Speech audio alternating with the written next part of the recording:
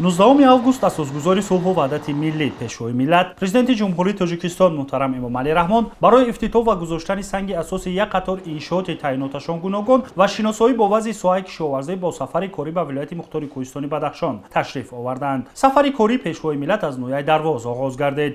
дар фурудгоҳи муваққатии деҳаи Вишғарви Нояи Дарвоз сарвари давлатро роҳбарият ва фаъолони вилоят самимона истиқбол гирифтанд. Президенти ҷумҳурии Тоҷикистон муҳтарам Эмомалӣ Раҳмон нахуст дар деҳаи Вишғарв корхонаи Карон Калсидро мавриди баҳрабардорӣ қарор доданд. Пешвои миллат бо хатҳои истеҳсолӣ ва имкониятҳои корӣ дар коргоҳи нав шинос шуда бо кормандони он суҳбат намуданд. иттилоъ дода шуд ки Карон Калсид имконият дорад ки дар як сол 100 000 тонна маҳсулот истеҳсол намояд. корхона дар асоси ашёи хоми маҳаллӣ фаъолият намуда, он дар назди захираи бузурги санги мармари сафед ки микрокалсид аз ин нави санг омода мегардад бунёд ёфтааст. санги ки дар амин мо коркар мекунем дар Вишғар сои дорад ки имрӯз ба талаботи коргарди маҳсулотҳои пластикӣ, маҳсулотҳои ба ин ранга, маҳсулотҳои сохтумонӣ табовар мебошад.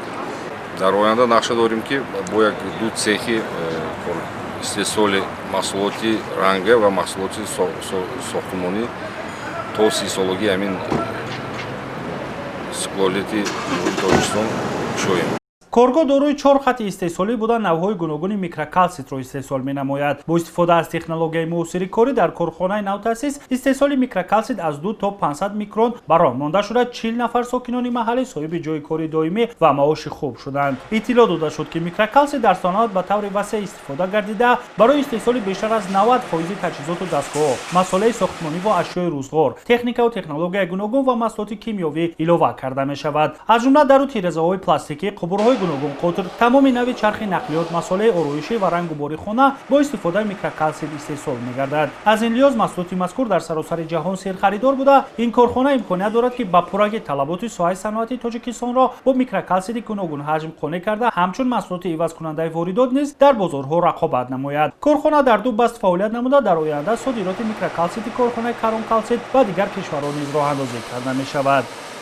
мардуми ҷамоати деҳоти Вишғарви ноҳияи Дарвоз аз иқдоми пешгирифтаи соҳибкорони бонангу номуси ин диёр ки дар амалисозии яке аз барномаҳои стратегии ҳукумати ҷумҳурии Тоҷикистон саноати кунонии кишвар саҳми арзандаи хешро гузоштанд ва дар деҳаи Вишғарви ҷамоати мо корхонаи коркарди санги мармар сохта ба истифода дода шуд ва ин субҳ бо ибтикори президенти ҷумҳурии Тоҷикистон ин корхона ба кор шурӯъ намуд ва ман аз номи ҳамаи мардуми ноҳияи Дарвоз миннатдории самимонаи хешро мерасонем. боварӣ дорам ки ин ташаббус, ин иқдом дар мебаъда дар ҳамин деҳа боз ду корхонаи санъатӣ дигар сохта мешавад ки барои таъмини аҳолӣ бо ҷойи кори доимӣ мусоидат менамояд. минтақае ки корхона дар он ҷо ҷойгир аст аз лиҳози захираи санги мармари сафед бой буда тибқи озмоишҳои гузаронида шуда ашёи хоми маҳаллӣ сифату маҳсулнокӣ баланд дорад ва барои истеҳсоли микрокалсиди ҷавобгӯ ба талаботҳои байналмилалӣ мусоидат менамояд. дар заминаи захираи минтақа ва ашёи истеҳсол намудаи корхонаи нав масъулин дар марҳилаи дуюм истеҳсоли маҳсулоти ниҳоии саноатиро ба роҳ хоҳанд монд. бо насби хатҳои нави истеҳсолӣ дар кӯтоҳтарин фурсат маҳсулоти сохтмонӣ рангу эмулсия тайёр карда мешавад ки ин иқдом барои коркарди пурраву истеҳсоли маҳсулоти ниҳоӣ бо истифодаи захираҳои бои табиии Тоҷикистон мусоидат хоҳад кард. ба сарвари давлат иттилоъ доданд ки бо амалӣ гардидани ҳадафи мазкур шумораи умумии кормандони корхона аз ҳисоби сокинони маҳаллӣ ба 120 нафар хоҳад расид ва ҳамаи онҳо аз курсҳои бозомӯзӣ гузаронида мешаванд. маҳсулоти ниҳоии корхона бо истифода аз озмоишгоҳи муосир аз санҷиш гузаронида шуда дар доираи стандартҳои ҷаҳонӣ ба харидорон пешниҳод карда мешавад. корхона дар доираи дастуру супоришҳои роҳбари давлат оид ба истифодаву коркарди захираҳои бои табиии Тоҷикистон бунёд ёфта, дар доираи нақшачорабиниҳо бахшида ба 30 солагии истиқлолияти давлатии ҷумҳурии Тоҷикистон мавриди баҳрабардорӣ қарор дода шуд. сарвари давлат муҳтарам Эмомалӣ Раҳмон зимни шиносоӣ ба фаъолияти корхона баҳои баланд дода барои роҳандозии содироти маҳсулоти он ба дигар кишварҳо, таъмини пурраи эҳтиёҷоти соҳаи саноати мамлакат бо микрокалсид дастуру маслиҳатҳои муфид доданд.